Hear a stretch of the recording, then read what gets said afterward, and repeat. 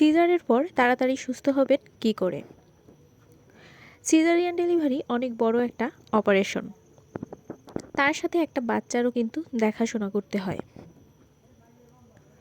যে কারণে সঠিকভাবে মা ও বাচ্চা দুজনার সুস্থ হতে অনেক সময় লেগে যায়।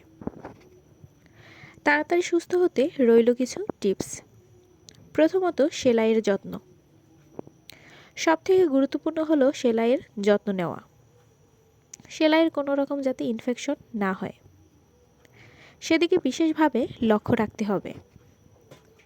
অনেক সময় নোংরা হাতে হাত দিলে বা অপরিষ্কার জামাকাপড় পরলে ইনফেকশন হয়ে যায়। এ বিষয়ে সতর্ক থাকুন।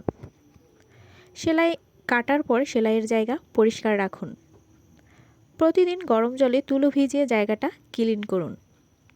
দ্বিতীয়ত, হাঁচি কাশি থেকে সাবধানে থাকুন।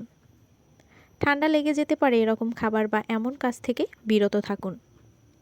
হাঁচি বা কাশি হওয়ার সময় পেট 2 হাত দিয়ে চেপে ধরে তবেই হাঁচি বা কাশি দিবেন।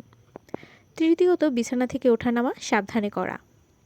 সিজারের পর একটা মাকে অনেক কিছুই মেনটেন করতে হয়, তবে বিছানা থেকে হুট করেই একেবারে ওঠানামা করা যাবে না।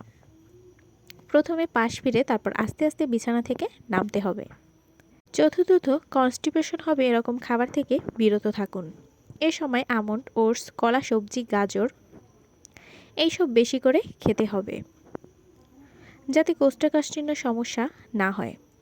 পঞ্চমত, বাচ্চাকে সাবধানে বুকের দুধ খাওয়াতে হবে, কারণ অপারেশন হওয়ার পর অতিরিক্ত ক্লান্ত আর দুর্বল হয়ে যায়। তাই নিজে আরাম পজিশনে বসে তারপর বাচ্চাকে খাওয়াতে হবে। ষষ্ঠত, খুব বেশি জার্নি করা যাবে না বা হাঁটাহাঁটি করা যাবে না।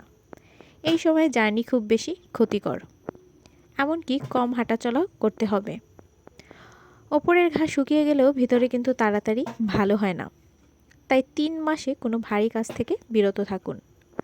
আপনার ডেলিভারির কতদিন হলো অবশ্যই কমেন্ট করে জানাবেন। এইরকম আরও টিপস পেতে পেজটি ফলো দিয়ে পাশেই থাকুন। Thanks for watching. ফলো পিওস টিপস।